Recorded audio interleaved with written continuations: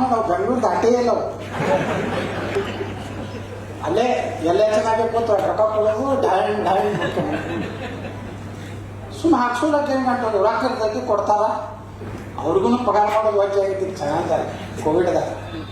ಸುಮ್ಮನೆ ಕೆಳಗೆ ಮುಖ್ಯಮಂತ್ರಿ ಒಂದು ತಾಸು ಹೊಡಿತಾರೆ, ಮತ್ತು ಅದು ಕರೆನ್ಸಿ ಕಡಿಮೆ ಮಾಡ್ಕೊಂಡೇ ಇದೀಗ ಬಂದ ಸುದ್ದಿ ಕೈ ಬಿಡಲಾಗಿದೆ.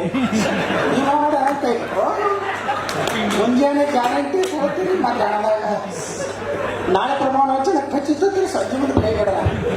ಈಗ ನೀವೇ ನರೇಂದ್ರ ಮೋದಿ ನಡ್ಡಾರ ಕೈ ಬಿಟ್ರತ್ತ ಇವಾಗ ಮುಖ್ಯಮಂತ್ರಿ ಮಾಡೋದತ್ತ ಅವ್ರು ಹಾಗ ಅವ್ರದ್ದು ಸ್ಟೈಲ್ ಸೇಮ್. ಅವ್ರು ಹಿಂಗೆ ಹೇಳಕತ್ತ ನಮ್ಮ ಮುಂದೆ ಯಾರೇ ಗಂಡ ಗಬ್ಬರುಗಳೇ ಇಲ್ಲ, ನಿಮ್ಮ ದಿಲ್ಯಾಗಲ್ಲ ದಲ್ಯಾಗೂ ಹೆಸರಿಲ್ಲ, ನೀವು ಮುಖ್ಯಮಂತ್ರಿ ಆಗ್ತೀರಿ. ಅದಕ್ಕೆ ಎಲ್ಲಿ ಹೋಗಲಿಲ್ಲ, ಎಲ್ಲರೂ ಹೋಗಿಲ್ಲ ಅಂದ್ರೆ ನಾನು ಮಂತ್ರಿ ಮಾಡೋದಕ್ಕೂ ಬೊಮ್ಮಾಯರ ಬಳಿ ಹೋಗಿಲ್ಲ. ನಂತರ ಬೊಮ್ಮಾಯರನ್ನ ಪ್ರಮಾಣ ವಚನ ದಿವಸ ಹೋಗಿ ಒಂದು ಏನು ಬುಕ್ಕೆ ಕೊಟ್ಟು ಬನ್ನಿ, ಅದು ಹೇಳೋದಪ್ಪ ಹಿಂಗೆ ಗೊತ್ತಿತ್ತು ಮುಂದೆ ಏನು ನೋಡಲ್ಲ ಬರೋಬ್ಬರಿ ಮಾಡಿ ಬುಕ್ಕೆ ಕೊಟ್ಟು ಬಂದ್ಬಿಟ್ಟೆ. ಬೊಮ್ಮಾಯರ ಒಳ್ಳೇದಾಗಿಲ್ಲ ನಮಗೆ, ಹಿಂಗೆ ನೋಡ್ತಿದ್ದ, ಇನ್ನು ಹುಡ್ಕೋದಕ್ಕೆ ಹೋಗಲ್ಲ. ಹಂಗೆ ನಾನು ಮುಗಿಸ್ತೇನೆ, ನಾನೇನು ಮುಗಿಸ್ತೀನಿ. ಶಿವಶಂಕರ ಬರೀ ನಾ ಮುಗ್ದಿಲ್ಲ, ನೀವು ಕಲ್ಪನಾ ಹಂಗೈತಿ, ಅಭಿ ಪಿಕ್ಚರ್ ಬಾಕಿ ಹೇ, ಏನಂತಾರ ಟ್ರೇಲರ್ ಹೈ. ನಮ್ಮ ಸಮಾಜನ ವಿರೋಧ ಕಟ್ಕೊಂಡ್ರೆ ಡಬ್ ಹಾಕಲಾದ ಬಿಡೋದೇ ಇಲ್ಲ. ಇನ್ಮ್ಯಾಗ ಆಗಪ್ಪ ನೀವು ರಾಜಕಾರಣ ಮಾಡ್ರಿ, ನೀವು ಕರ್ನಾಟಕದಾಗ ನಮ್ಮ ಸಮಾಜ ಬಿಟ್ಟು ಮಾಡ್ತೀರ, ಟೂವೇ ಕೊಡೋದಿಲ್ಲ, ಹ್ಯಾಂಗೆ ಕೊಡೋದು ನೋಡ್ತೀವಿ, ಕೊಡಬೇಕಾಗ್ತೈತಿ. ಈಗ ಮರಾಠ ಸಮಾಜಕ್ಕೆ ಕೊಡಬೇಕಾಗ್ತೈತಿ ಮಹಾರಾಷ್ಟ್ರದಾಗ, ಜಾತ್ರೆಗೆ ಎಲ್ಲಿ ಕೊಡ್ಬೇಕಾಗ್ತದೆ, ಇಲ್ಲಾಕೆ ನಮ್ಮ ಸ್ಪಂದನ ಸಲ ಕೊಡೋದಲ್ಲಪ್ಪ. ಅದಕ್ಕೆ ಮೋದಿಯವ್ರು ಭಾಳ ಒಳ್ಳೆ ಕೆಲಸ ಮಾಡಿದ್ರು, ನಿಮ್ಗೆಲ್ಲರೂ ಬರುವಾಗ ಅಭಿನಂದನೆ ಸಲ್ಲಿಸ್ತೀವಿ. ಉಲ್ಟಾ ಬರ್ಲಕ್ಕಾಗಿದ್ರು ಪತ್ರಿಕೆದವರು ಸುಪ್ರೀಂ ಕೋರ್ಟಿನ ಏನು ತೀರ್ಪು ಬರ್ತಾರ, ಬಾಯಿ ಬಂದಂಗೆ ಪಂಚಮಸಾಲಿ ಮೀಸಲಾತಿ ಎತ್ತ ಯಾವ ದಿಕ್ಕಿಗೆ ಹೋಗ್ತಾ ಇದೆ, ಸಂಪೂರ್ಣ ವಿಫಲ. ಆದ್ರೆ ಇವತ್ತು ನರೇಂದ್ರ ಮೋದಿಯವರು ಆಯಾ ಹೇಳಿದ್ರಲ್ಲ, ನಾನು ವಿಧಾನಸಭೆಗೆ ಏನು ಹೇಳಿದ್ರು ಯಡಿಯೂರಪ್ಪನವರು, ನೀವು ಬೇಕಾದ್ರೆ ಹೋಗಪ್ಪ 25 ಮಂದಿ MP ಕರ್ಕೊಂಡು ಹೋಗಿ ನೀವು ಮಾಡ್ಕೊಂಡು ಹೋಗೋದು ಹೇಳಿದ್ರು ಇದೇ ಯಡಿಯೂರಪ್ಪನವರು. ಆಗ ನಾ 25 MP ಕರ್ಕೊಂಡು ಹೋಗ್ತೀನಿ, ಈ ಕಡೆಯಿಂದ ಬಾಯಿ ಬಿಡಿಸ್ತೀನಿ ಅಂತ ಹೇಳಿದೆ, ನಾನು ವಿಧಾನಸಭೆದಾಗೆ ಬಿಡಿಸ್ತೀನಿ ಅಂತ ಹೇಳಿದ್ರೆ ಬಿಡಿಸಿದೆ. ಈಗೇನಾಯ್ತೀಗ ಬೊಮ್ಮಾಯಿಯವರಿಗೆ ಈಗ ಮತ್ತೊಂದು ಇದು ಇಲ್ಲ, ದಾರಿ ಇಲ್ಲ, ಅವ್ರು ಕೊಡ್ಲೇಬೇಕಾಗ್ತದೆ. ಯಾಕಂದ್ರೆ ಕರ್ನಾಟಕದ ಆಯಾ ರಾಜ್ಯಕ್ಕೆ ಹಿಂದುಳಿದ ಸಮುದಾಯ ಸೇರಿಸುವ ಅಧಿಕಾರ ಇವತ್ತು ಕೇಂದ್ರ ಸರ್ಕಾರ ಬಿಟ್ಟು ಕೊಟ್ಟಿದೆ. ಸುಪ್ರೀಂ ಕೋರ್ಟ್ನಲ್ಲಿ ಏನು ತೀರ್ಪು ಬಂತು, ಅದರ ಹಿಂದಿನ ಉದ್ದೇಶ ಏನು ಇತ್ತು ಅಂದ್ರೆ, ಆಯಾ ರಾಜ್ಯದಲ್ಲಿ ಯಾವ ಸಮುದಾಯ ಆರ್ಥಿಕವಾಗಿ, ಸಾಮಾಜಿಕವಾಗಿ, ಶೈಕ್ಷಣಿಕವಾಗಿ ಬಡತನದಿಂದ ನೆರಳಕ್ಕೆ ಯಾರೋ ಹೌದಪ್ಪ, ನೀವು ಶಿಕ್ಷಣ ಸಂಸ್ಥೆ ಅದಾವು, ಮಠಗಳು ಅದಾವು, ಮಠಾಧೀಶರು ನಮ್ಮ ಇವರು ಭಾಳ ಚೆನ್ನಾಗಿ ಹೇಳಿದ್ರು, ನಮ್ಮ ಚಾಮರಾಜನಗರದ ಮಲ್ಲೇಶ್ವರ್, ನೀವೆಲ್ಲ ಮೆರಿಲಕ್ಕೀರಿ ಸಮಾಜ ಬಗ್ಗೆ ಎಲ್ಲರೂ ವಿಚಾರ ಮಾಡಿದ್ರೆ, ಕೂಡಲಿ ಸಂಘ ಬಗ್ಗೆ ಒಮ್ಮೆಲೆ ನೀವು ಪಾದಯಾತ್ರೆ ಮಾಡಿರಿ, ಒಂದು ಕುಡಿರ್ತೀರಲ್ಲಿ ಮಠದಾಗ ಕೂತು ಹೇಳಿಕೆ ಕೊಟ್ಟಿರ್ತೀವಿ ಅಂತ ಭಾರಿ ಹೋರಾಟವನ್ನು ದಿಲ್ಲಿಯಲ್ಲಿ ನಾವು ನೋಡುತ್ತಿರೋದಾಗಿ ಸ್ಪಷ್ಟಪಡಿಸಿದ್ರು. ನಾವೇನು ಕಿಸಿಲಕ್ಕೆ ನಾ ಹುಬ್ಬಳ್ಳಿಯಾಗಿ ಇಲ್ಲಿ ಏನು ಮಾಡಕ್ಕಿತ್ತು, ನಾವು ಅದೇ ಇದೆ, ಯಾವನೋ ಮುಖ್ಯಮಂತ್ರಿ ಮಾಡ್ತೀನಿ, ಯಾವನೋ ನಾ 3 ಮಂತ್ರಿ ಮಾಡೀನಿ, ನಿನ್ನಿಂದಾಗಿಲ್ಲ. ಶಂಕರ್ ಪಾಟೀಲ್ ಆಗಿದ್ದು, ಬೆಲ್ಲದ ಮಾಡಬಾರ್ದಾಗಿದ್ದು, CC ಪಾಟೀಲ್ ಬೊಮ್ಮಾಯರ ರೈಟ್ ಹ್ಯಾಂಡು, ಇನ್ನೊಬ್ರು ಹೆಂಗಾಗ್ಯಾರೋ ದೇವ್ರಿಗೂ ಹೆಂಗಾಗ್ಯಾರ ಅವಾಗ ಹೇಳೋದಲ್ಲ, ಹೊರಗೆ ಹೇಳಿನಿ. ಅದಕ್ಕೆ ಯಾರಿಂದ ಮಂತ್ರಿ ಆಗ್ತೀವಿ, ಇವತ್ತು ಯತ್ನಾಳ್ ಆಗಿಲ್ಲ, ಎಸ್ ನಮ್ದು ರೈಟಿಂಗ್ ಹಾಕಿ ಬರೆದು ಕಳಿಸೋದು ದಿಲ್ಲಿಗೆ, ಯಾರನ್ನ ಮಾಡಿದ್ರು ಬಸವನಗೌಡ ಪಾಟೀಲ್ ಯತ್ನಾಳ್ ಮಂತ್ರಿ ಮಾಡಿದ್ರೆ, ಮುಖ್ಯಮಂತ್ರಿ ಮಾಡಿದ್ರೆ 3 ತಿಂಗಳದಾಗ ಕೆಡ್ತೀನಿ, ಅವ್ನು ಮಂತ್ರಿ ಮಾಡಿದ್ರೆ ಅವತ್ತೇ ನಾನು ರಾಜಕೀಯ ನಿಮ್ಮ ಪಾರ್ಟಿಗೆ ಬುದ್ಧಿ ಕಲಿಸ್ತೀನಿ ಅಂದ್ಕೊಂಡು ನಾವು ಪಾಪ ಅವ್ರ ಮ್ಯಾಗಿನವ್ರು ಏನು ಮಾಡ್ಲಿಕ್ಕೆ ಆಗಲಿಲ್ಲ. ಅದಕ್ಕೆ ಈಗ ನಡೆದ ಗಾಡಿ. ಅದಕ್ಕೆ ಬಂಧುಗಳೇ, ಇದು ಒಂದು ತಪಸ್ಸಿದೆ. ಈ ಹೋರಾಟದ ಹಿಂದೆ ರಾಜಕೀಯ ಶಕ್ತಿಗಳು ಇದನ್ನ ಹಾಳು ಮಾಡ್ಬೇಕಂತೇಳಿ ನೋಡ್ಕೊಂಡು ಪತ್ರಕರ್ತರು ಹೆಂಗೆ ಕೇಳ್ತಾ ಇದ್ದ ಪ್ರಶ್ನೆಗಳು ನೀವು ನೋಡ್ರಿ. ಒಕ್ಕೂಟ ಬಗ್ಗೆ ಮಾತಾಡ್ತಾರೆ. ಯಾರು ಒಕ್ಕೂಟ? ಅವ್ರು ಯಾರು? ಅವರು ಅವರೆಲ್ಲ ವೀರಶೈವ ಲಿಂಗಾಯತ ಪಂಚಪೀಠದ ಅಡಿಯಲ್ಲಿ ಬರುವಂತ ಮಠಗಳು. ಅವು ಯಾವ ಇಂಡಿಪೆಂಡೆಂಟ್ ಪಂಚಮಸಾಲಿ ಮಠ ಅಲ್ಲ. ಅವೆಲ್ಲ ಪಂಚಪೀಠದ ಅಧೀನದಲ್ಲಿರುವಂತ ಮಠದ ಮಠಾಧೀಶರವರು. ಅವ್ರ ಪಂಚಮಸಾಲಿ ಕೇಳಿ ಕ್ಲೇಮ್ ಮಾಡಕ್ ಬರುದಿಲ್ಲ. ಪಂಚಮಸಾಲಿಗಳನ್ನ ಯಾಕೆ ಹಿಂದೆ ನಮ್ಮ ಸಂಪ್ರದಾಯದಲ್ಲಿ ಸಾವಿರಾರು ವರ್ಷದ ಒಂದು ಇತಿಹಾಸ ಐತಿ. ಎಲ್ಲಿ ಜಂಗಮರು ಸಿಗುವುದಿಲ್ಲ, ಎಲ್ಲಿ ಜಂಗಮರು ಯೋಗ್ಯರು ಸಿಗುವುದಿಲ್ಲ, ಅವಾಗ ಪಂಚಮಸಾಲಿಗಳಿಗೆ ಜಗದ್ಗುರುಗಳಾಗುವಂತ ಅಧಿಕಾರ ಇದೆ. ಅದು ನಮ್ಮ ಮೂಲ, ನಮ್ಮ ಸಮಾಜಕ್ಕೆ ಅದಂತ ಒಂದು ಗೌರವ ಇದೆ. ಎಲ್ಲಿ ಅದಕ್ಕೆ ನೀವು ಆಗಿರಿ, ಸುಮ್ಮನೆ ನಿಮ್ಮದು ನೀವು ಮಾಡ್ಕೊಡ್ರಿ. ಇಲ್ಲಕಂದ್ರೆ ಇಂಡಿಪೆಂಡೆಂಟ್ ಬರ್ರಪ್ಪ, ಪಂಚಪೀಠದಿಂದ ಹೊರಗೆ ಬರ್ರಿ. ನೀವೇ ಒಂದು ಈಗ ಹರಿಹರದವರು ಸ್ವತಂತ್ರ ಮಾಡ್ಕೊಂಡಾರ, ಕೂಡಲ ಸಂಗಮ ಇವರೆಲ್ಲ ಪಂಚಮಸಾಲಿ ಅಂತ ಇದೆ. ಅವನ್ನ ತಗೊಂಡು ಅಲ್ಲಿ ರಾಜಕೀಯ. ಮೂರನೇದು ಯಾರು ಎನಿಸೋರು? ರಾಜಕಾರಣಿಗಳೇ. ನಾವು ರಾಜಕೀಯದಿಂದ ದೂರ ಇರ್ತದೆ. ಯಾಕಂದ್ರೆ ಕ್ಲಿಯರ್ ಮಾಡಕತ್ತೀನಿ ನಿಮ್ಗೆ, ನಮ್ಮ ಹೋರಾಟ ಯತ್ನಾಳ ಮುಖ್ಯಮಂತ್ರಿ ಮಾಡೋದ್ರ ಸಲುವಾಗಿ ಕೂಡಲ ಸಂಗಮ ಸ್ವಾಮಿಗಳು ಹೋರಾಟ ಮಾಡ್ತಾ ಇಲ್ಲ. ವಿಜಯಾನಂದ ಕಾಶಪ್ಪನವರಿಗೆ ಒಂದು ಭವಿಷ್ಯ ನಿರ್ಮಾಣ ಮಾಡೋದ್ರ ಸಲುವಾಗಿ ಹೋರಾಟ ಇಲ್ಲ. ಅವ್ರಿಗೂ ನಾವು ಹೇಳಿ ಒಟ್ಟೆ ಎಲ್ಲೂ ನೀವು ಅವನ್ ಮಾಡ್ರಿ, ಅವ್ರಿಗೂ ಗಂಟೆ ಬಿದ್ದಿದ್ರು. ಯತ್ನಾಳರಿಗೆ ಅನ್ಯಾಯ ಆಗಿದೆ, ಬೆಲ್ಲದವ್ರಿಗೆ ಅನ್ಯಾಯ ಆಗಿದೆ ಸ್ಟೇಟ್ಮೆಂಟ್ ನಾ ಕೊಡಬೇಡ್ತಾರೆ. ನಮ್ಮದು ತಾಕತ್ತು ಇನ್ನ ಐತಿ, ನಾ ಮುಗುದಿಲ್ಲ. ಮುಗುದೈತ ಕೆಲವು ಮಂದಿ ತಿಳ್ಕೊಂಡಾರ, ಹುಚ್ಚರದಾರನ ಇನ್ನ ನಾ ಒಳಗ ಮ್ಯಾಗ ದೇವ್ರು ಕರ್ಕೋತಾನೆ ಏನೇನಾಗ್ತೀನೋ ಯಾರಿಗೂ ಗೊತ್ತಿಲ್ಲ. ಎಲ್ಲ ಐತೇನಾ? ಅದಕ್ಕೆ ವ್ಯವಸ್ಥಿತವಾಗಿ ಈ ಜನಾಂಗದ ಪ್ರಶ್ನೆ ಇದಲ್ಲ. ನಾವು ಯಾರು ಸಲ ಬೀಳಕತ್ತೀವಿ? ಬಸವನಗೌಡ ನನಗೇನು ರೀ, ನಾನೇ ನೋಡ್ರಿ ಇವತ್ತು ನನ್ನ ಕೈಯಾಗ 3 ಸಂಸ್ಥೆ ಅದಾವ. ನನ್ನ ಕೈಯಾಗ 3,000-4,000 ಮಂದಿ ಎಂಪ್ಲಾಯ್ ಅದಾರ ನಂದು.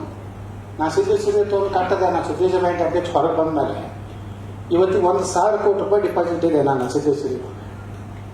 ಸುಮಾರು 1,500 ಕೋಟಿ ರೂಪಾಯಿ ನಮ್ಮ ಸಿದ್ದೇಶ್ವರ ದೇವಸ್ಥಾನದ್ದು ಕಮಿಟಿ ನಾ ಅಧ್ಯಕ್ಷ ಇದೀನಿ. ಎಲ್ಲ ರೆಸಿಡೆನ್ಸ್ ಎಲ್ಲ ಸೂಪರ್ ಬಜಾರ್ ಅದಾವ.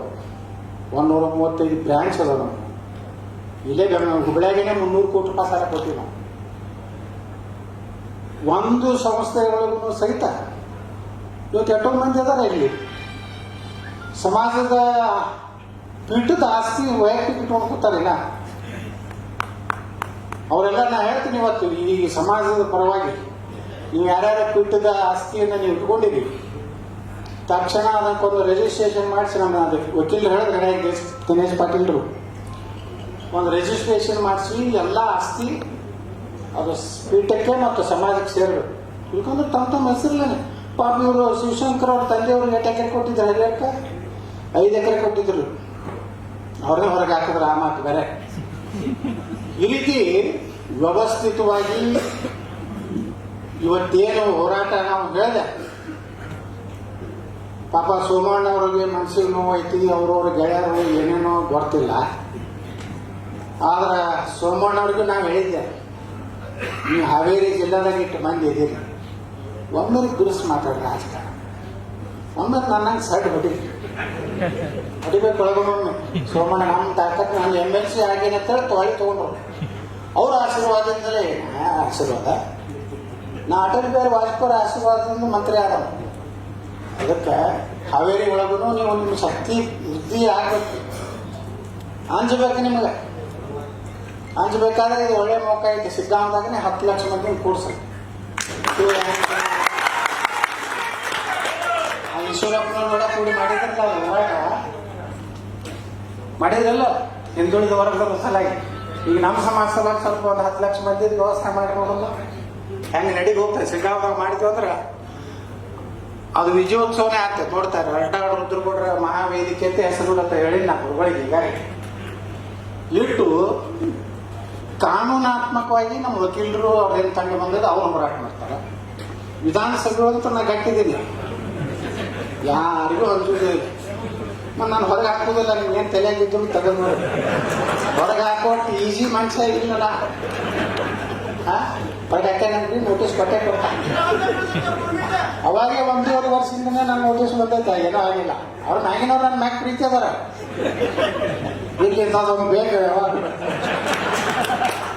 ಅವ್ರಿಗೆ ಈಜಿ ಆಯ್ತು. ಎಲ್ಲಿ ಮನೆ ಚೇಂಜ್ ಮಾಡ್ಬೇಕಾದ್ರೆ ಇಲ್ಲಿ ಎತ್ತಾಳ ಅವ್ನು ಹಿಂಗಾಯ್ತು. ನಾನು 72% ಪಂಚಮಸಾಲಿ ಲೀಟರ್ನೇ ಹಿಂಗೆ ಎತ್ತಾನಂದ್ರೆ ಕೆಲವೊಂದು ಸ್ವಾಮಿಗಳು ಏನೇನೋ ಮಾಡಿದವರು, ಅವ್ರಿಗೂ ಉತ್ತರ ಕೊಟ್ಟಿವಿ ನಾವು. ಇವತ್ತು ಬರಬೇಕಾಗಿತ್ತು ಪಂಚಮಸಾಲಿಗೆ ಅನೇಕ ಎಲ್ಲ ಮಠಾಧೀಶರು ಬಂದು ನಮ್ಗೆ ಸಪೋರ್ಟ್ ಮಾಡಬೇಕು, ಬೆಂಬಲ ಕೊಡ್ಬೇಕಲ್ಲ. ಇದು ನಾವೆಲ್ಲ ಅವ್ರ ಭಕ್ತರಿಲ್ಲ, ನಾವೆಲ್ಲ ನಮ್ಮ ಹೊಲ್ದಾಗ ಬೆಳೆದಿದ್ದು ಅವ್ರಿಗೊಂದು ಪಾಲ ಕೊಟ್ಕೋತ ಬಂದೀವಿ. ನಮ್ಮಿಂದಲೇ ಇವತ್ತು ಎಲ್ಲ ದೊಡ್ಡ ದೊಡ್ಡ ಮಠಗಳು ಆಗ್ಯಾವ.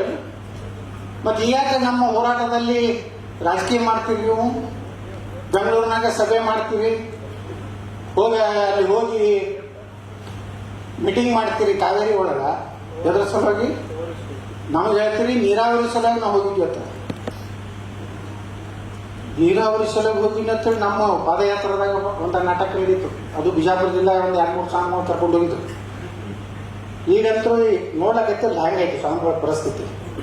ನಮ್ಮ ಅಬ್ರು ಮನೆ ಕಳೆದು ಬಿಟ್ಟಾರಲ್ಲ ಗುರುಗಳ ಲಿಂಗಾಯತ ಸ್ವಾಮಿಗಳಂದ್ರೆ ಮೊನ್ನೆ ಏನು 2 ದಿವಸ ನಮ್ಮ ಏನಪ್ಪ ಇವ್ರು ಹಿಂಗ್ಯಾಕತ್ತನ್ನೋಂಥ ಪರಿಸ್ಥಿತಿ ನಿರ್ಮಾಣ ಆಗಿ ಇವತ್ತು ನಮ್ಮ ಸಮುದಾಯ ನಮ್ಗೆ ಯಾರೇ ನೋಡ್ರಿ ಇವತ್ತು ನನ್ನ ಸಲುವಾಗಿ ಅಂತ ಕೇಳುವುದ್ರ ಮ್ಯಾಗ ನಾವು ಹೋರಾಟ ಮಾಡೋನು ಈ ಸಲ ಗ್ಯಾರಂಟಿ.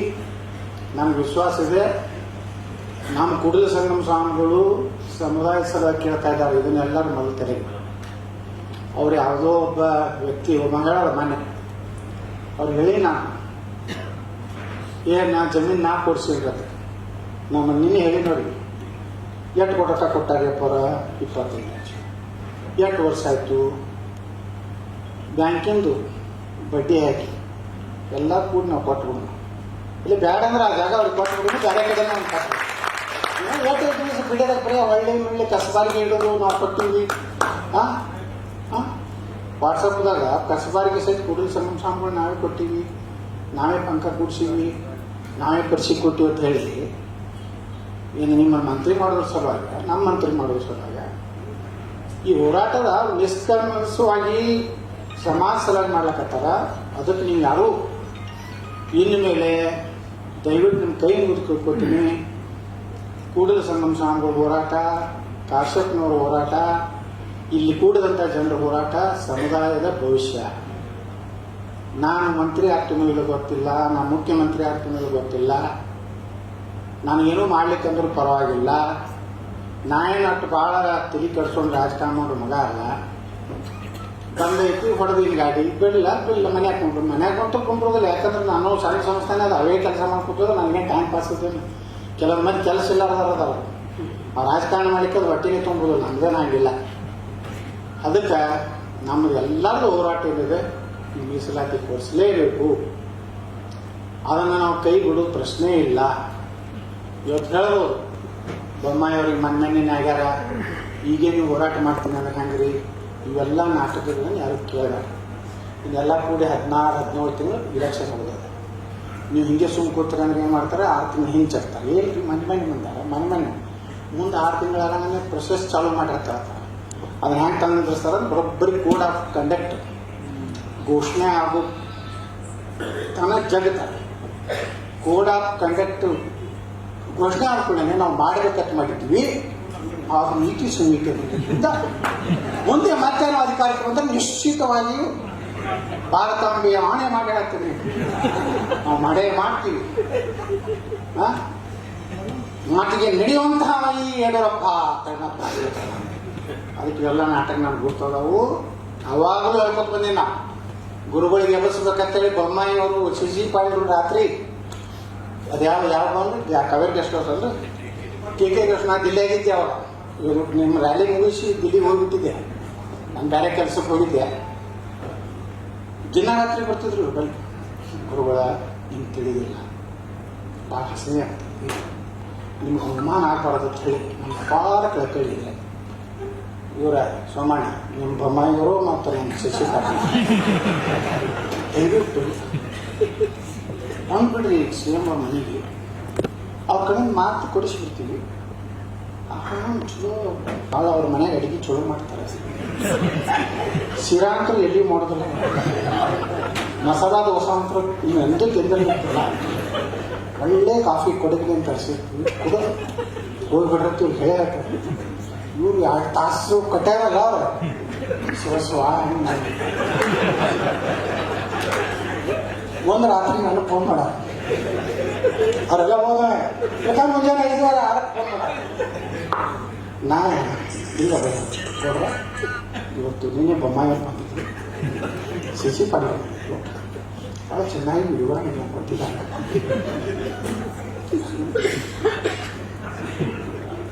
ಸಾಧ್ಯ ಇಲ್ಲ ಇವ್ರು ಕಾಸಪ್ಪ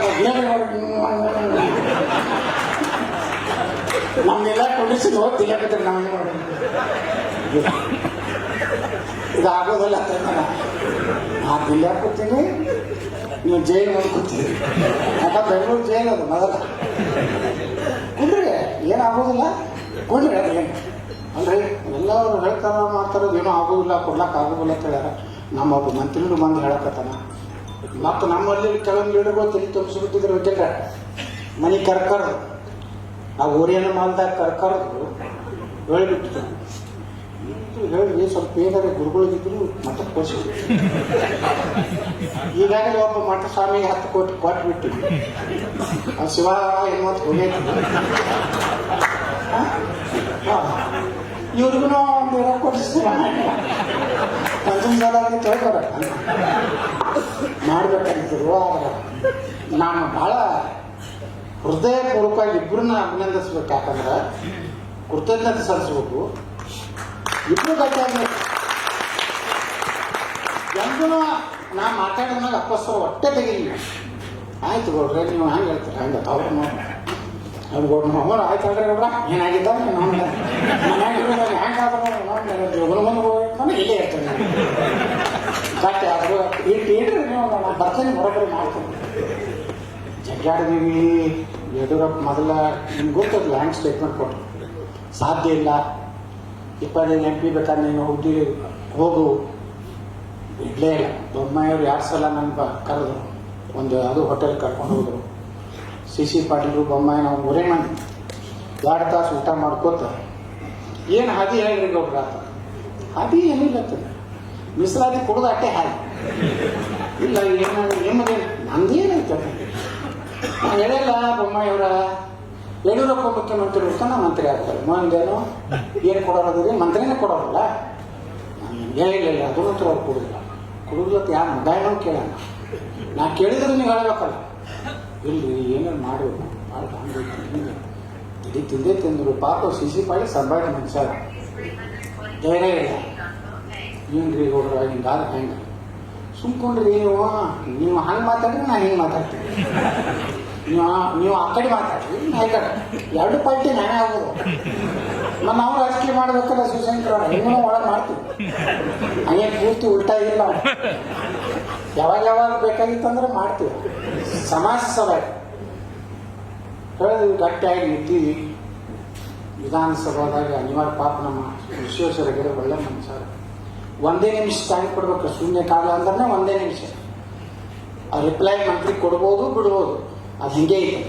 0 ಅವರ್ ಗುರ್ತೈತೆ. ಸೋಮಣ್ಣವ್ರಿಗೆ ಶಿವಶಂಕರ್ ಅವ್ರಿಗೆ ನಮ್ಮ ಹಾಲಪ್ಪನವ್ರಿಗೆ ಎಲ್ಲರಿಗೂ ಗುರ್ತೈತೆ. 1 ನಿಮಿಷ ಇದ್ದಿದ್ದು ಬೊಮ್ಮಾಯಿಯವರೇ 1.5 ತಾಸು ಉತ್ತರ ಕೊಟ್ಟರು. 1.5 ತಾಸು ಬೊಮ್ಮಾಯಿಯವ್ರದ್ದು ಅದ್ರ ಬಗ್ಗೆ ಚರ್ಚೆ ಆಯಿತು. ಸಿದ್ದರಾಮಯ್ಯ ಅವ್ರಿಗೇನೋ ಬಜೆಟ್ ಮೇಲೆ ಮಾತಾಡೋದು. ನಾ ಯತ್ನಾಳ ಮಾತಾಡ್ತಾರೆ ಅವ್ರು ಬಿಟ್ಟು ಕೊಟ್ಟು ಬಿಡಿ ಅವ್ರಿಗೆ ಯತ್ನಾಳ ಉಲ್ಟಾ ಮೇಲೆ ಗೊತ್ತು. ನಾನು ಕೊಡಿಸ್ಬಾರ್ದಂತ ಅವ್ರು ನಮ್ಮ ಪಾರ್ಟಿಗಳು. ಸಿದ್ದರಾಮಯ್ಯ ಮಾತಾಡಿಲ್ಲ ಮತ್ತು ನನಗೆ ಸೇರ್ಬೇಕಲ್ಲ ಸಿಕ್ತು. ಬೊಮ್ಮಾಯಿಯವರು ಉತ್ತರ ಹೇಳಿದ್ರು. ನಾನು ಹೇಳಿದೆ ಇದಕ್ಕೇನೋ ನಾ ಸಮಾಧಾನ ಇಲ್ಲ, ನನಗೆ ಬೇಕಾಗಿತ್ತು ಮುಖ್ಯಮಂತ್ರಿನ ಉತ್ತರ ಕೊಡಬೇಕಂತ. ಅವತ್ತು ನಡೀಲಿಲ್ಲ. ಮರುದಿವಸ ಮತ್ತೆ ಬಂತು. ಮತ್ತು ನಾನು ವಿಧಾನಸಭೆ ಚರ್ಚೆ ಇದು ಮಾಡಿದೆ. ಸ್ಪೀಕರ್ ಅವರು ಭಾಳ ವ್ಯವಸ್ಥಿತವಾಗಿ ನಾನು ಹೆಂಗೆ ಕೊಡ್ಬೇಕು ಅಂತ ಕೊಟ್ಟರು. ಅವಾಗ ಅನಿವಾರ್ಯವಾಗಿ ಯಡಿಯೂರಪ್ಪ ಹೇಳಬೇಕಾಯ್ತು. ವಿಧಾನಸಭೆ ಇತಿಹಾಸದಲ್ಲಿ ನಾನು 6 ತಿಂಗಳಲ್ಲಿ ಇದನ್ನು ಮಾಡ್ತೀನಿ ಅಂದರು. ಈಗ ಸುಭಾಷ್ ಅಡಿ ಅಂತೇಳಿ ಒಂದು ನೇತೃತ್ವದಾಗ ಇದು ಮಾಡ್ಯಾರ. ಅವ್ರು ಸುಭಾಷ್ ಅಡಿಯವರು ಎಲ್ಲಿದ್ದಾರೋ ಗೊತ್ತಿಲ್ಲ. ಅವ್ರು ಕರೆದು ಏನೋ ನೋಟಿಸ್ ಕೊಡ್ಬೇಕಾಗಿತ್ತು. ಏನೇನಪ್ಪ ನೀವು ಎದ್ರ ಸಲಾಗಿ ಅವರು ಸುಭಾಷ್ ಅಡಿಯವರು ಯಾವ ಅಡಿ ಒಳಗದಾರೋ ನಮ್ಗೆ ಗೊತ್ತು. ಅಡಿ ಒಳಗೆ ಹೋಗ್ಬಿಟ್ಟಾರ. ಮತ್ತು ಅದು ವಿಸರ್ಜನೆ ಮಾಡೋದು ಅಥವಾ ಅವ್ರಿಗೇನ ಅಧಿಕೃತವಾಗಿ ಏನೋ ನೋಡ್ಬೇಕಿಲ್ಲ, ಅವ್ರಿಗೇನಾರ ಲೀಗಲಿಟಿ ಏನಾರ ಉಳಿದಕ್ಕೆ ಸುಮ್ಮನೆ ಬೋಗಸ್ ಐತು. ಕರೋನಾ ಬಿಡ್ರಿ, ಕರೋನಾ ಇಟ್ಟು ದೂರ ಕೂತು ಮಾತಾಡಿದ್ರೆ ಏನಾಗ್ತಿತ್ತು, ಮಾಸ್ಕ್ ಹಾಕೊಂಡು ಮಾತಾಡಕ್ಕೆ ಬರ್ತಿದ್ರು. ವಿಧಾನಸಭೆನ ನಡೆಸ್ಲಕತ್ತೀವಿ, ಕರೋನಾ ಅದು ಕಾಣಿಸ್ತೀವಿ. ವಿಧಾನಸಭೆ ಮಂದಿಲ್ಲ MLA ನಡೆಸ್ಲಕತ್ತೀರಿ. ಅಡಿಯವ್ರದಂತೂ ಇಲ್ಲ, ಹಿಂದುಳಿದ ಆಯೋಗ ಇನ್ನೂ ತನ ಅವ್ರು ಕರೀಲಾಗ್ತಾ ಇರಲಿಲ್ಲ. ಇವತ್ತು ನಮ್ಮ CG ಪಾಟೀಲ್ ಹೇಳ್ಬೇಕಣ್ಣ, ಅವ್ರ ಮ್ಯಾಗ ನೀವು ಜವಾಬ್ದಾರಿ ಕೊಡ್ತೀವಿ, ನಾವೆಲ್ಲ ಕೊಡೋಣ. ಅವ್ರಿಗೆ ಬೊಮ್ಮಾಯಿ ಭಾಳ ಚಲೋ ಐತಿ, ಅವರು ಪ್ರಯತ್ನ ಮಾಡಲಿ ಪಾಪ, ನಾವು ಪ್ರಯತ್ನ ಮಾಡೋಣ. ಕಡೆಗೆ ಸೆಪ್ಟೆಂಬರ್ನಾಗಂತೂ 6 ತಿಂಗಳು ಆಗ್ತದೆ, ಅಧಿವೇಶನ ಕರೀಲೇಬೇಕು. ಅವ್ರನ್ನಂತೂ ಯಾರು ತಪ್ಪಿಸ್ಲಿಕ್ಕಾಗೋದಿಲ್ಲ. ಸಂವಿಧಾನಾತ್ಮಕ ಬಿಕ್ಕಟ್ಟು ನಿರ್ಮಾಣ ಆಗ್ತದೆ 6 ತಿಂಗಳೊಳಗೆ. ಇದನ್ನು 6 ತಿಂಗಳಕ್ಕಿಂತ ಹೆಚ್ಚಾಗ್ಬಾರ್ದು. ಅಕ್ಟೋಬರ್ 1ಕ್ಕೆ ಗುರುಗಳು ಸ್ಟಾರ್ಟ್ ಮಾಡ್ತಾರೆ. ಸೆಪ್ಟೆಂಬರ್ ಬಂದ್ರೆ ಒಳ ಕುಸ್ತೀವಿ, ನಾ ಚಾಲು ಮಾಡ್ತೀವಿ. ಒಂದು ಹಂತಕ್ಕೆ ಇದನ್ನು ತೊಗೊಂಡು ಹೋಗ್ತೀವಿ. ಯಾರು ಅಪಪ್ರಚಾರಗಳಿಗೆ, ಈ ನಾಟಕ ಕಂಪ್ನಿಗಳಿಗೆ ಎಂದೂ ನೀವು ನಂಬಬೇಡ್ರಿ. ಕೂಡಲ ಸಂಗಮ ಸ್ವಾಮಿಗಳ ಮನಸ್ಸು ನನಗೆ ಗುರ್ತದ. ನಾ ಭಾಳ ಅಧ್ಯಯನ ಮಾಡಿದ್ಮೇಲೆ ಇದ್ರಾಗ ಎಂಟರ್ ಆಗೀನಿ. ಹಂಗೆ ಎಲ್ಲರಿಗೂ ನಾನು ತಲೆ ಬಗ್ಗು ಮಗ ಅಲ್ಲ. ನಾ ಭಾಳ ಕಾಲ ಮುಗಿದು ಭಾಳ ಕಡಿಮೆ. ರಾಜಕಾರಣದಾಗ ಮುಗಿದಿದ್ರು ವಾಜಪೇಯಿ ಅದ್ವಾನಿ ಬಿಟ್ಟರೆ ಯಾರಿಗೂ ಕಾಲ ಮುಗಿದಿಲ್ಲ. ದಿನ ಕಾಲ ಕೂತ ಅಡ್ಡಾಡಿ ನಾ ಮಂತ್ರಿ ಆಗುವಂಥದ್ದು ನನಗೆ ಸ್ವಭಾವ ಇಲ್ಲ. ಕೂಡಲ ಸಂಗಮ ಸ್ವಾಮಿಗಳಿಗೂ ಸಮಾಜ ಬಿಟ್ಟು ಮತ್ತೊಂದು ಆಶಯಕ್ಕೆ ಅವ್ರು ಬಿದ್ದಿಲ್ಲ. ಇವತ್ತು ಅವರ ಒಂದು ನೇತೃತ್ವದಾಗ ಏನು ಅಷ್ಟು ದೊಡ್ಡ ಸಭೆ ನಾವು ಕುಡೀವಿ. ಇವತ್ತಿನಿಂದ ಮತ್ತೆ ನಮ್ಮ ಹೋರಾಟ ಚುರುಕಾಗಬೇಕು. ಅದೇ ನೋಡ್ರಿ, ಇವತ್ತು ಎಂಥ ಒಳ್ಳೆ ಕೆಲಸ ಅದು. ನೀವು ನೋಡ್ರಿ, ಇವತ್ತು ಅಲ್ಲಿ ಪೌಡ ಲಿಂಗಾಯತರ ನಂಬರ ಸೇರಿದ್ರು, ಇವತ್ತ ಅಲ್ಲಿ ದೀಕ್ಷೆ ಲಿಂಗಾಯತರು ಸೇರಿದ್ರು, ಇಲ್ಲಿ ಮಲೆಗೌಡರು ಸೇರಿದ್ರು. ಎಷ್ಟು ನಾವು ಎಷ್ಟಾದ್ರೂ ಈಗ 1 ಕೋಟಿ ಅದೀವಿ. ನೀವೆಲ್ಲ ಬಿತ್ತನೋದು ಮಾಡ್ರಿ. ಮೈಸೂರಿಗೆ ಬರೀ ಅಲ್ಲೇ ಕಟ್ಟಿ ಮತ್ತೆ ಮಾತಾಡ್ಕೊಂಡು ಮಾಡ್ಕೊತ ಕುಂದ್ರೆ ಬರಲಿ ಸ್ವಲ್ಪ ಈ ಕಡೆ ಆ ಕಡೆ ಬರಲಿ. ಯಾಕಂದ್ರೆ ನಮ್ಮನೆ ಮೈಸೂರಿಗೆ ಹೋಗಿದ್ದೆ, ಚಾಮುಂಡಿ ತಾಯಿ ದರ್ಶನ ತಗೊಂಡು ಗುರುಮಲ್ಲೇಶ್ವರ ಮಠ ಅಂತ ಐತೆ. ನಿಜವಾದ ಮೈಸೂರು ಚಾಮರಾಜನಗರ ಕರೆನೇ ಗುರುಮಲ್ಲೇಶ್ವರ ಮಠನೇ ಶ್ರೇಷ್ಠ. ಅನ್ನದಾಸೋಹ ಇರೋ ಮಠ ಅಂದ್ರೆ ಗುರುಮಲ್ಲೇಶ್ವರ. ಗುರುಮಲ್ಲೇಶ್ವರಲ್ಲಿ ಅವರು ಗುಲ್ಬರ್ಗದ. ಇಲ್ಲಿ ಹೋಗಿ ಸೆಂಟ್ರು ಅಲ್ಲಿ ಯಾರು ನಮ್ಮ ಇವರು ಯಾವ್ದು ದೊಡ್ಡ ಮಲೆ ಮಹದೇಶ್ವರರು, ಅವರು ಈ ಕಡೆ ಅವ್ರೆ. ಖರ್ಚು ಕಡಿಮೆ ಎಲ್ಲ ಸೆಂಟ್ರು. ನಾ ಚಾಮರಾಜನಗರ 4-5 ಮಟ್ಟಕ್ಕೂ ಹೋಗಿದ್ದೇನೆ. ಅವಾಗ ಹೋದಾಗ ಮಲೆ ಮಹದೇಶ್ವರಕ್ಕೂ ಹೋಗಿದ್ದೆ. ಅಲ್ಲಿ ಚಾಮರಾಜನಗರದ ಹೋದಾಗ ನನಗೆ ಒಂದು ಹನುಮಂತ ದೇವ್ರ ಗುಡಿ, ಭಾರಿ ಜಾಗೃತ ಹನುಮಂತ ದೇವ್ರ ಗುಡಿ, ಕೋರೆ ಇರುವಂಥ ಹನುಮಂತ ದೇವ್ರ ತರ ಚಾಮರಾಜನಗರನಾಗಿದೆ. ಭಾರಿ ಜಾಗೃತ. ಸುಪ್ರೀಂ ಕೋರ್ಟ್ ಚೀಫ್ ಜಸ್ಟಿಸು ರಾಷ್ಟ್ರಪತಿಗಳು ಬಂದು ಹೋಗ್ತಾ ಇರ್ತಿದ್ರು. ಯಾರೋ ಹೇಳಿದ್ರು ಅಲ್ಲಿ ಹೋಗಿ ಬಂದ್ರೆ ಚಲೋ ಆಗ್ತದೆ. ಒಳಗೆ ದರ್ಶನ ಮಾಡಕ್ಕಿದ್ದಾರೆ ಮಲ್ಲೇಶ್ವರ. ಹೊರಗೆ 15 ಮಂದಿ ಯತ್ನಾಳಿಗೆ ಧಿಕ್ಕಾರ. ಯಡಿಯೂರಪ್ಪಗೆ ಜಯವಾಗಲಿ, ವಿಜೇಂದ್ರಗೆ ಜಯವಾಗಲಿ. ಅದಕ್ಕೆ ಬಂದು ಒಂದು ವಾರನಾಗ ಅವ್ರು ಜಯ ಆದ್ರು ನಮ್ಮ ಜಯ. ಹಂಗಾಗಿ ಹನುಮಂತವ್ರ ದರ್ಶನ ಜಯವಾಗಲಿ ಜಯವಾಗಲಿ ಅಂತಾರೆ. ಧಿಕ್ಕಾರ ಆಯ್ತು, ನನಗೆ ಜಯವಾಗಲಿ ಜಯ. ನನಗೆ ಜಯ ಆಯ್ತು ಅಂದ್ರೆ ಮಗ ಜಯ.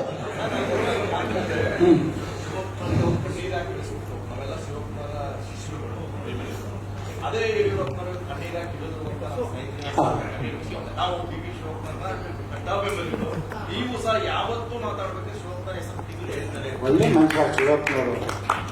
ಅವ್ರು ಯಾರಾದ್ರೆ BB ಶಿವಪ್ಪನವರು ನಮ್ಮ 4 ದೇಶಮುಖರ ಮಗಳನ್ನೇ ನಮ್ಮ ಶಿವಪ್ಪನವ್ರ ಬಗ್ಗೆ ಕೊಟ್ಟಿದ್ರು. ಆಕೆ ದೇವ್ರಿಂದ ಹೆಣ್ಮಗಳು. ನಾ ಹೋಗಿದ್ದು ಅವ್ರ ಮನೆಗೆ, ಶಿವಪ್ಪನವ್ರ ಮನೆಗೆ ಕಾಫಿ ಸ್ಟೇಟ್ನಾಗ. ಭಾಳ ಒಳ್ಳೆ ಕುಟುಂಬ. ಏನು ಮಾಡೋದು ಪಾಪ ಅವನು ಹಿಂಗೆ. ವಾಜಪೇಯಿ ಅದ್ವಾನಿಯವ್ರು ಬಂದರೆ ಕಾರ್ನಾಗ ಅವ್ರು ಕಾವೇ ಕಾರ್ ಹೊಡಿತಿದ್ರು. ವಾಜಪೇಯಿ ಅದ್ವಾನಿ ಮಗಳು ಕೂತು ಪಕ್ಷ ಕಟ್ಟದವ್ರಿ ಶಿವಪ್ಪನವ್ರು. ಹಿಂಗೆ ಎಲ್ಲರೂ ಯಾರ್ಯಾರು ತಿಳ್ಕೊತ ಬಂದಿರ್ತಾರೆ. ಮ್ಯಾಗ ಕಡೆಗೆ ನಾನು ಹಾಕಿದ ಕೊಡ್ತೀನಿ.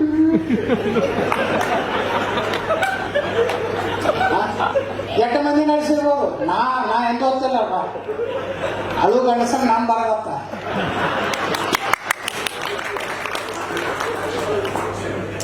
ಅದನ್ನ ಅನ್ನೋದಿಲ್ಲ ಮುಂದಿನ ಮಕ್ಕಳು ಸ್ತ್ರೀಯರೊಂದು ತೀವ್ರ ಹೋರಾಟ ಪ್ರಾರಂಭ.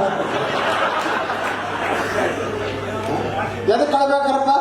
ಈಗ ನೋಡ್ರಿ, ನಾನು ಮಂತ್ರಿ ಮಾಡಿಲ್ಲ, ಮುಖ್ಯಮಂತ್ರಿ ಮಾಡಿಲ್ಲ, ನಾನು ಅಕ್ಕೋತಿದ್ದೀನಿ, ಶತದೇ ಹೇಳಕತ್ತೀನಿ. ಹೆಂಗ ಗೌಡ ಅಂದ್ರೆ ಹೆಂಗೆ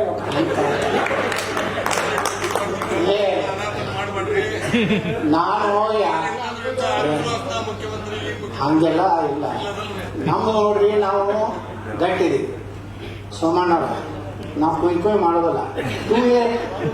2A ಕೊಡ್ಲಿಲ್ಲ ಅಂದ್ರೆ ನೀನು ಮಂತ್ರಿನೂ ಬೇಡತ್ತೀವಿ. ಮುಂದೇನು ಏನಾದ್ರೂ ಸವಾಲ ಇಲ್ಲ. ಮೊದಲು 2A ಕೊಟ್ಟಿದ್ದಾಗ ಪ್ರಮಾಣ ಚಂದ ಹೋಗ್ತೇನೆ ಮಂತ್ರಿ. ಮುಂದೇನು ತಗೊಳ್ಳೈತೆ